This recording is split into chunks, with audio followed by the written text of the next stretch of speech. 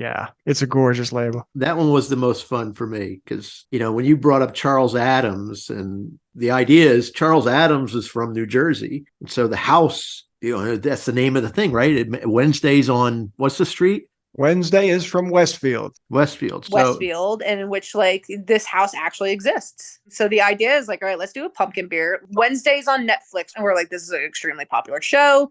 People are getting reinvigorated for the Addams family. No one probably knows that this is a story that is very much based in New Jersey. And Westfield also like had a whole bunch of murder mysteries going on at that time. And I was like, the iron's hot for us to do this like Wednesdays from Westfield. And I had this idea to do this for years, but like I never really had the person creative enough to design it. And like that has been like the biggest joy of working with Steve is like, oh, some of these ideas are really, really cool. And like I have, Steve. That one was in my wheelhouse, definitely. I mean, I got to pull up all these Charles Adams images because, I work on this computer, but then I have the side computer over here. And so I got the images up there and I'm looking at how he was doing the washes in the background and how he used the tones. And, I don't really do that stuff. So I'm fooling around with it with different brushes and Photoshop and trying to copy it. And then once you get that, then it was the fun little details, the inside jokes and Easter eggs of, I got the bartenders' names on it. And I couldn't just flat out put Wednesday on there because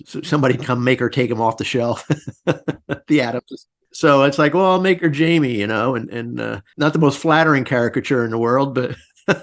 You know what I like about it? I like that it looks like a Charles Addams cartoon, but it's your style of character. It's kind of a mishmash between Charles Addams and what you do.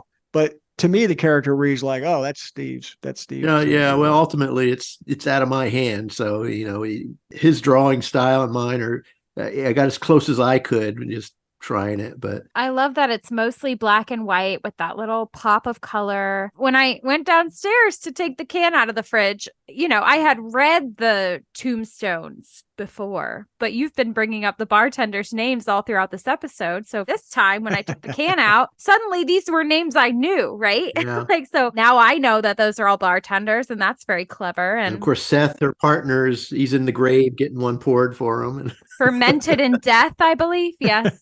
Yeah. Fermenting in death. Seth is like, he's such a sad Sam. He's like, I don't know if Steve likes me.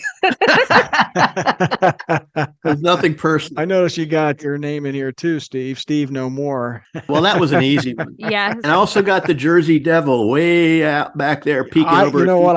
I saw him because. Oh, I didn't notice. Dad, put that up to the screen.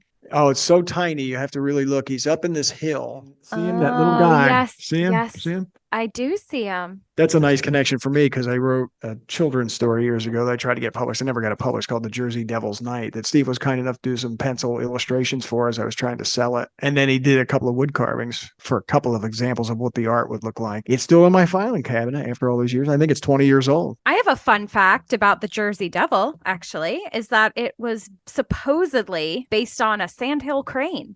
Yeah, the description describes, the height and the red head and the red eyes. Yeah, that freaked out some settlers.